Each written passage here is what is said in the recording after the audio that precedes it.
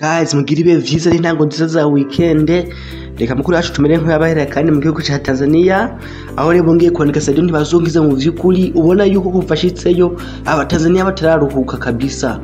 Bwana, bisa nk'ariyo nkuru iri mu trending sana muri Tanzania mu isi sport. Utegerezo nyine kwendera kimenyesha ku makuru cawe gisomwe. Ikimenyesha muri champion kivuga kiti bwana, huyu Saido atafunga. Bwana kimugaruho kabisa kinavuga ati bwana Saido kabisa ati dakika 120 za Saido Yanga hatari. Bwana kivuga kiti uyu mugabo kabisa zobikura kinagaruka no ku rukino Simba izokina n'umugwi wa Plateau muri Nigeria muri CAF Champions League. Mu vy'ukuri Simba ubona yuko ariyo kipe yonyene muri East Africa yoshobora no gushika kuri muri CAF Champions League. Ndabeshi gahemwe akaba rero umugwi witubara kwakira Plateau muri Nigeria urukino rwa mbere. Simba ari yabatsinze igitsindo kabisa kimwe mu busi batsindira iwabo. Kimenyesha kuri Mwana Sport naho cyareza kuri Saido ntibazongiza kabisa kivuga kiti Saido kaanza na bala zito Yanga. Mu vy'ukuri ubona ko bose bagiye baraka kuri Saido ntibazongiza, naco kinagaruka ku rukino rwa Simba iza kwakira Plateau hali kabisa kuri uwanja wa Taifa cyangwa uwanja Mkapa Stadium. Bavuga ati kabisa Simba itegerezo kubikora kabisa n'abasore bayo. Mu vy'ukuri ubona ko Simba ikomeye, Simba itegerezwa gukora umuti. Bwana namye ndeba sanga muri East Africa nta mugwi n'umwe atwara CAF Champions League, nta numwe. Ngerageje ko analiza sanga Simba yonyene ngaha mu Burundi, muri Tanzania, muri Kenya, mu Buganda no mu Rwanda no mugwi wonyene uri tayari unene mu migambi yo gutwara iyo CAF Champions League. Vyanse mu myaka nk'itatu canke ine shabona shika kuri finali rakomeye irimo iragura abakinyi beza. Simba n'umugwi mwiza bwana wo mugwa mbere muri East Africa, uravye bakinyigura shaziya za Goromaria wapi nitwozigiranya ziya zo mu Bugande wapi. Simba ona kari umugwi kabisa uri mu migambi uzo wakira Plateau kabisa. Plateau niko yuhondagurira Dar es Salaam ikavo yimyizi bafu. Tugiye mu gihugu c'Ubwongereza kimenyesha makuru Mila Sport cyagarutse kuri Jose Mourinho. Hari haheze iminsi rero Pep Guardiola na Jurgen Klopp bidogira fixtures ukuntu bakina ngo bakina inkino nyinshi bakabakinisha nabi. Mourinho babwiye ati cry babies timurire bana tabana barimo baririza ngaha muri mu wiki. Mourinho kabisa yavuze ati ije birabasha, ati twebwe iyo turimo turakina inkino zine mu ndwi nta na kimwe bavuga. Ati none iyo bazikinye bo batanguye kurira, ati cry babies kabisa. The special one yongera kugaruka. Ikimenyesha makuru iSport naco cyareze kuri Jose Mourinho kinamugaga ku majambo yatangaje ku rukino zokina na Arsenal kabisa muri derby yo mu buraro bw'igisagara ca Londres kuri wa Mungu kabisa. Tottenham yakira Arsenal. Bavuga ati Mourinho yavuga ati ubu no kuyitegurira kabisa Arsenal tukayishira ku murongo. Mu gihe Mikel Arteta we yavuga ati derby ni igiye kutwereka kutugarukana mu murongo tungende twigirire cize nyuma y'igihe kinini kabisa Arsenal mu bihe bibi. Kimenyesha makuru The Times nje kibigaruka ko neza kabisa kivuga kiti mind the gap kigaka kuri derby nyene bwana. Abongereza barindiranye gishika Tottenham yakira Arsenal. Mukamenya ko Jose Mourinho kuva ashize muri Premier League mu yose yamenyereje aba Chelsea na Manchester United, Arsenal iramutsindira ku kibuga cha Mourinho aba yakinye ko mu gwari wamanyereza mu mateka. Nkabare kandi ndanabona yuko Arsenal kabisa cyane capable yo gutsinda Mourinho kabisa kuri Tottenham Hotspur Stadium kabisa. Kimenyesha makuru ya Sport cyarose ku majambo kabisa ya Jose Mourinho. Bwana avuga ati bwana mwirize bwana mwabana mwe mwirize, ati twebwe twakinye inkino zine mu ndwi mwe nta na kimwe muvuga, mubonye bakomeranye mutangwe kuvuga ivyo muvuga. Ati bwana birabara kabisa. Iyi ni Premier League Daily Express yose nayo ku majambo ya Mourinho mu vy'ukuri abwira Pep Guardiola na Jurgen Klopp abwira ati nimwimenye bwana ati nimwimenye, ati iyo turimo turakina inkino zine mu ndwi imwe ati mwamwinumiye atakintu na kimwe. Aterike mubwiye bibashike mukabona mutangwe kuvunikisha abakinyi n'ibindi mutangwe kuvuga. Ati wapi kabisa ivyo naco bisiguye ngaha kuri twebwe kwandi amenyereza kabisa Jose Mourinho the special one. Mu gihugu cya Espagne kimenyesha makuru AS cyareze kuri Zinedine Zidane. Uyu mugabo mu vy'ukuri bwana no mu maso mura wavye kabisa urabona ko ari umuntu afite ubwoba kabisa bwo kwirukanwa. AS rivuga ati Zidane mu kiganiro n'abamenyesha makuru yavuze ati nta bwoba, ati I feel strong and I know where I am, ati ndiyumva nk'umunyembaraga ko mfise imbaraga, ati kandi atariko ndazi ikibanza ndimo, ati but I know where I am, atariko ndazi ikibanza ndimo.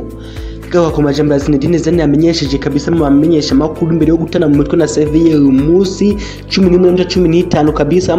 Zidane yanavuza yuko Le Mariano afise akabazo na Jovic atarakia yakize covid gusa akaba atari muri forme, mugana Sergio Ramos na waruko mu vyukuri ateza kuboneka kuko atari fit ijana ku ijana.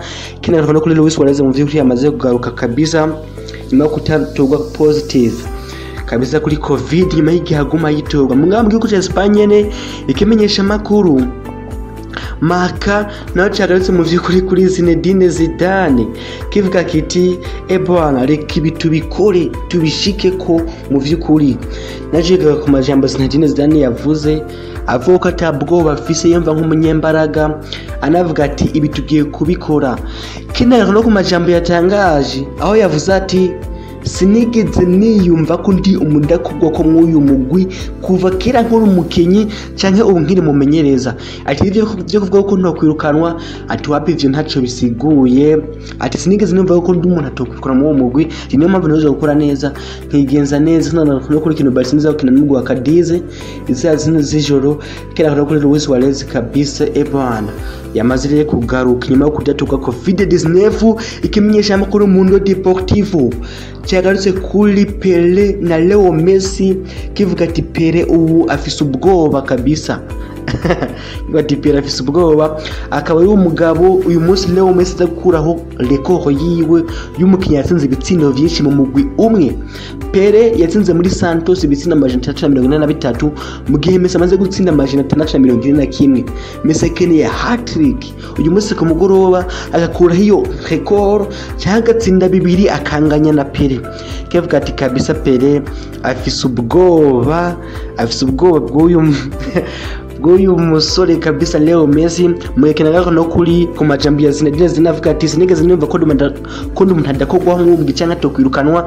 Mwekenagaruka no kuri Luis Suarez yamaze kuba libre kuri COVID-19 ikimenyesha makuru sport cyagarutse kabisa kuri FC Barcelona kurukirenza gukina reno mu gwa Cadiz kivuga ati reka ikirori kibandanye aho cyari kigeze, ati Barcelona imaze gutsinda ibitsindo 11, ati itsindwa gitsindo ubusa mu nkino ziteruka gukina.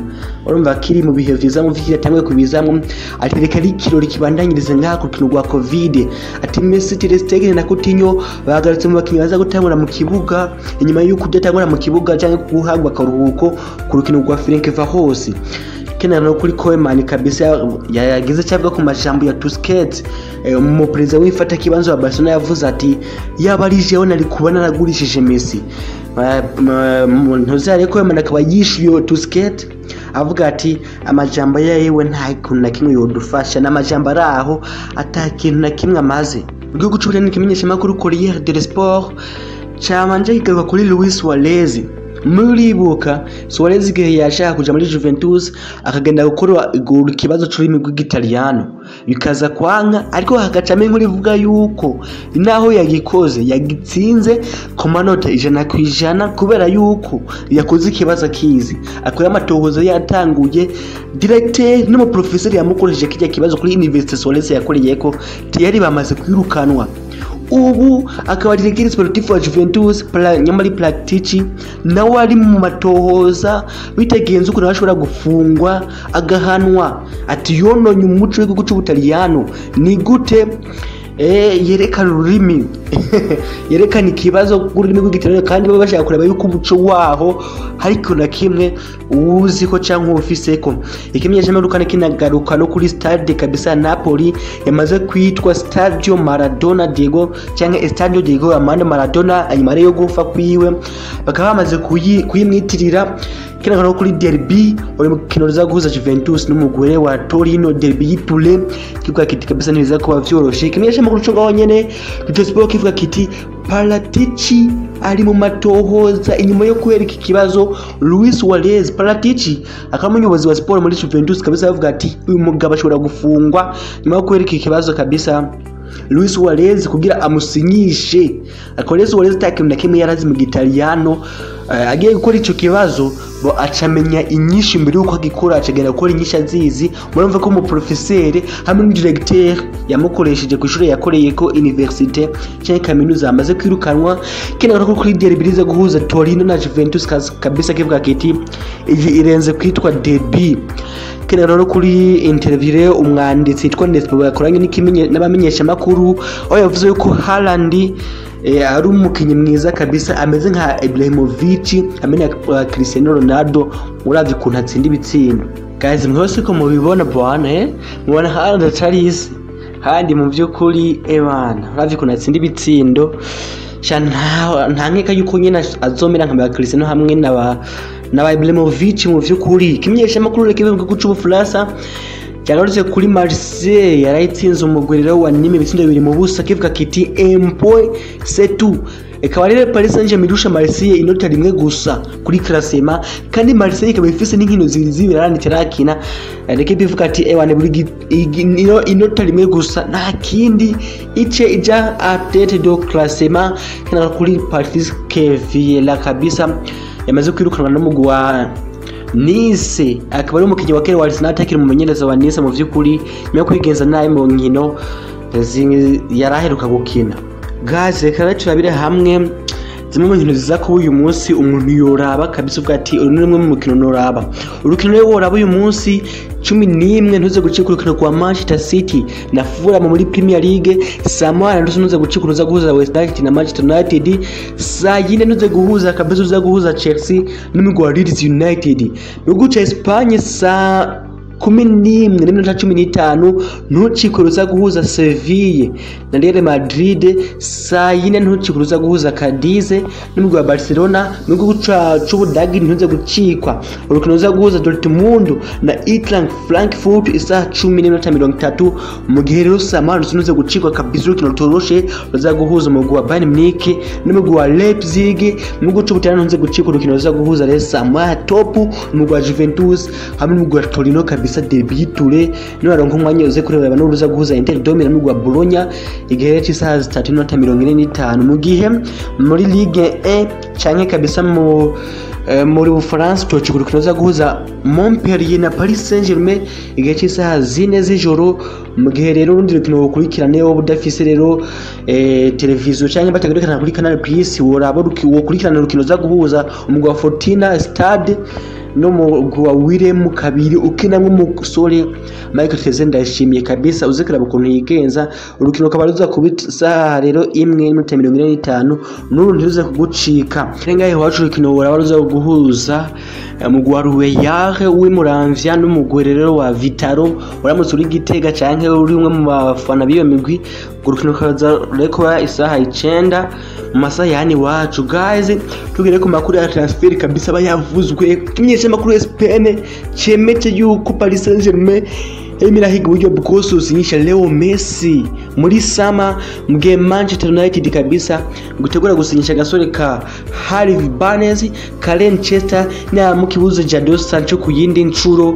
Mge kandi myandi makuru ya transfer iri waravuga ruko Manchester United kabisa ngurimo ya telefone canke yavuganye n'abahagariye Ousmane Dembele yarabaye ko uyo musinyisha muri uko kwa mbere, ariko akaba n'amakuru avuga ko Ousmane Dembele hubwo Barcelona itari kumuhaye indi kontra.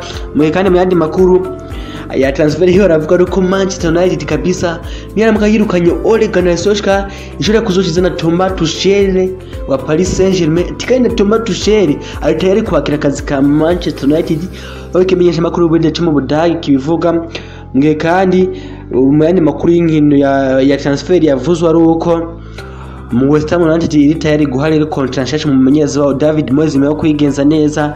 Mu gihe umugwa Napoli uri tayari gusinyisha gasuri kakiri gato ka Chelsea ko hagati ka Belgian Moon ku ntizanyo mu kwezi kwa mbere. Mu gihe Arsenal ngo yifuza gasuri kabisa ko hagati ka Istanbul bashika shahiri kitwa Berke Ozkani.